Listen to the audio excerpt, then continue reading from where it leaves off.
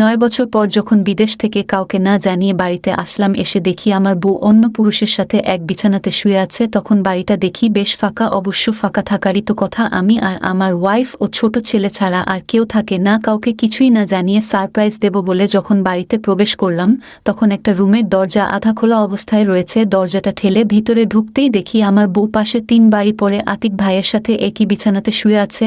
আমি এমনটা দেখব কখনই ভাবতে পারিনি। চোখ দুটো যেন অপলক ওদের দিকে তাকিয়ে আছে। কোনো শব্দ ছাড়াই আমি বাইরে বের হলাম। দরজাটা আস্তে করে বাইরে থেকে লাগিয়ে দরজায় কাছেই ধপ করে বসে পড়লাম। আমি ভাবতেই পারছি না আমার বউ এমন করতে পারে। আমি চিন্তাই করতে পারছি না আমার বউ আমাকে ধোঁকা দেবে। সারা শরীরের লোভ আমার তখন দাঁড়িয়ে গেছে। ডান হাত আর ডান পা আমার নিজে থেকেই কাঁপতে শুরু করে দিয়েছে।